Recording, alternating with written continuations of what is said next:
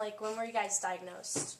I was diagnosed January 3rd, 2009 when I had my first big one. And I was diagnosed March 2009 when I had my first one. But I think they actually really diagnosed me on my second one in May 2009. Okay. So what kind, do you know what kind you have, or? I know I have right temporal lobe epilepsy, I think it's what it's called. Okay. And then they don't really know why I have it, but they're pretty sure I have the same as her because we're twins. Like, what happens to you? I have them in my sleep. Like, my first two, they were in my sleep, and they were just, like, normal ones, like, 7 minutes long. And I woke up not knowing what happened. And then, but last October in 2010, I had one when I was awake. Oh, But that's scary. I had, like, 3. But 2 of them when I was awake, like, my parents just found me on the floor. And what happens is you just wake up and you don't really remember what happened. So you're not conscious of them? I'm not conscious. Sometimes when you wake up, you're a little confused, and if you fall, like, your head hurts. Yeah. And you get, like, horrible headaches afterwards. My one in 2009 was really bad because it was a big one, and I was out for a few days. Not for a few days, but pretty much a day, because they had to give me a bunch of medicine. I had to ride on a helicopter because I was in critical state. But I also have auras, which are, like, not the kind that you probably would think is a seizure. It was just, like, a scary feeling. It's weird. Where were you when they happened? Like, you were sleeping one time. But... My first 2, they were my sleep, and I was just in bed, sleeping, normal day. But the third one, I was in the bathroom, and I was about to brush my teeth, but that's what I remember. And that one was caused from sleep deprivation, I'm pretty sure. Oh, okay. Mine was just in my sleep, too. Except for the auras was when I was awake. Right. I didn't really know because I woke up, like, in the bed on the couch, and they were like, you just had a seizure, and I was confused, and I didn't know. It affects us, like, with spending the night at people's houses, and then also, like, sleepovers, because if we stay up too late, then we can get sleep deprived and have one. Yeah. What kind of medication do you guys take? Keppra and Lamictal. I just take Keppra, but I used to take only 500 milligrams, but then I had that one when I was awake, so they doubled it. Do you have any challenges that, I guess, normal people wouldn't have? Not really. Well, mine affects, like, my impulse control and my ADD and all. Yeah. Oh, and also, a lot of people put strobe lights and seizures together, but really, not that very many people, like, strobe lights cause it. Yeah, that bothers me. They're like, oh, strobe light. Yeah. Is it hard to live with someone with epilepsy? Not really. You get used to it. Has this changed your life in any way? Kinda. It made me stronger as a person because you kind of know what happens.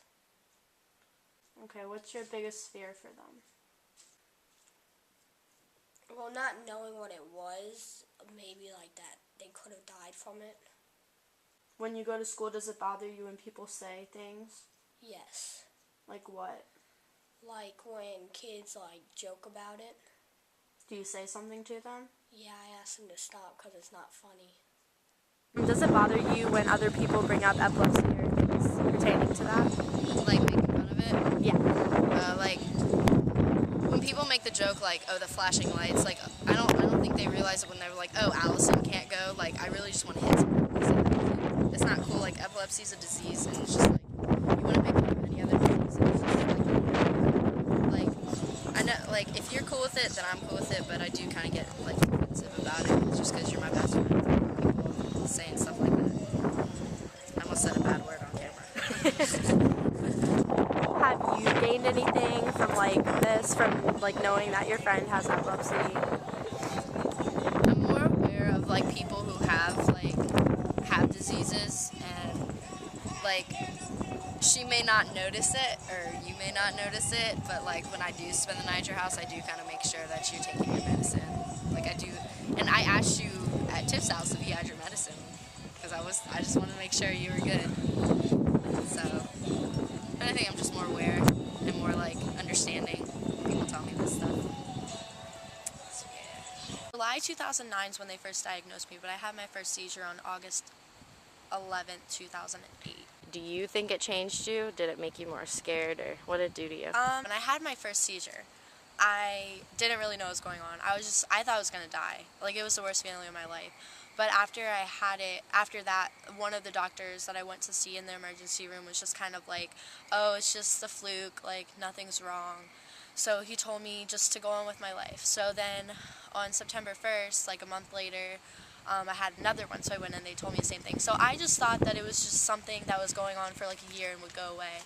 A year later, after having like over 50 of these things, they finally diagnosed me, and I was sitting in the bed, they came in the room, and they were just kind of like, he was just blunt with it. He was just like, you're having seizures, you have epilepsy. And I was just kind of in shock, like I didn't really react until later when I kind of went in like a depressed state of mind where I didn't really care about anything. I didn't talk to people. I didn't care about school or anything, so yeah. What do you think brought you out of that, like, depression? Like, what do you, like, was it family, friends, or just you being strong?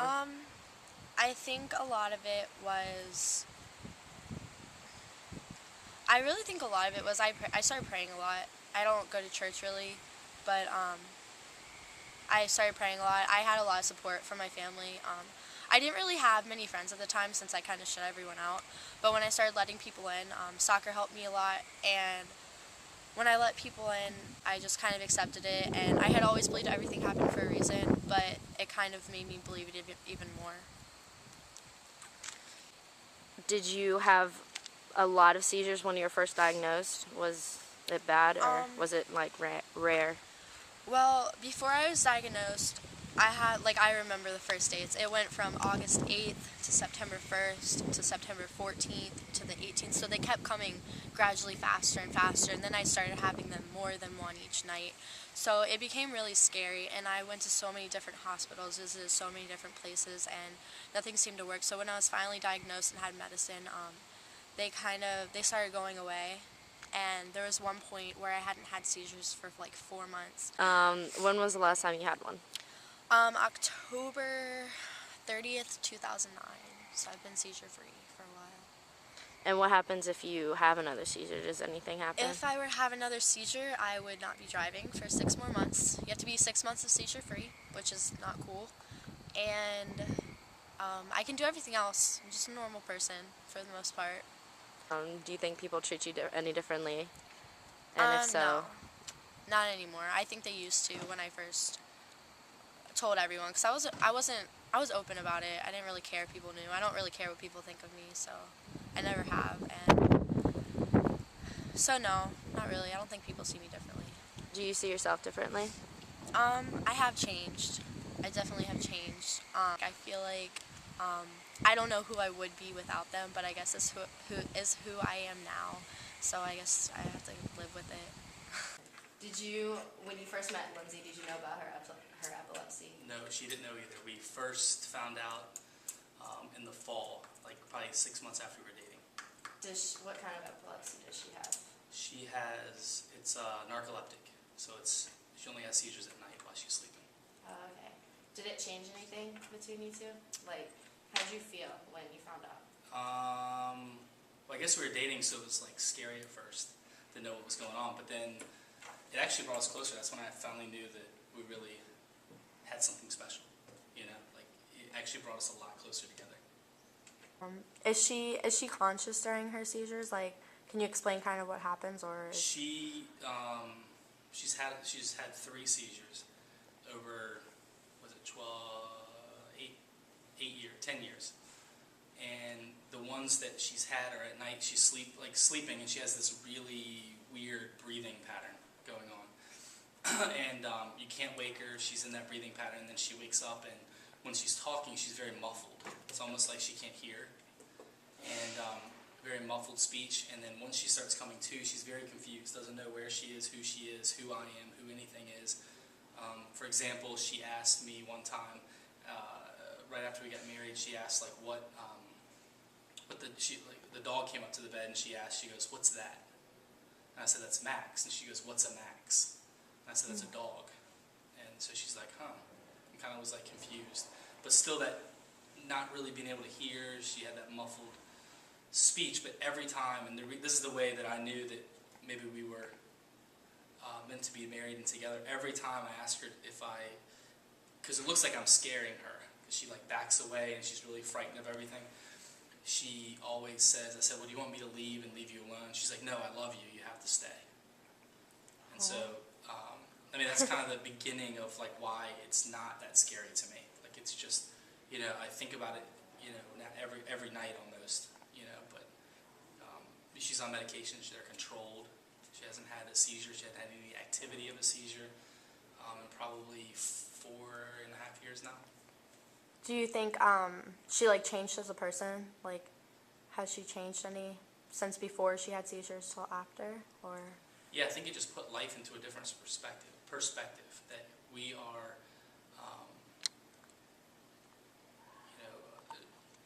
that we're not in control as much as we think we're in control of, and so you really have to take each day special. Like for example, we were trying to have kids for a long time, and we're unable to because of the medication and the seizure medication.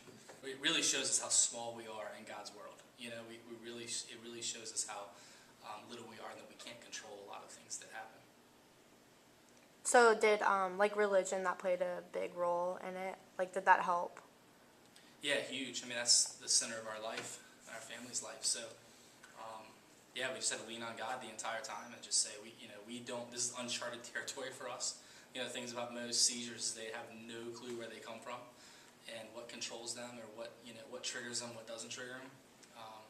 So they've done tons of tests, tons of MRIs, blood work, everything on Lindsay for years, and they can't pinpoint anything that would cause any of the seizures. No low blood sugar. I mean, nothing. There's nothing that can be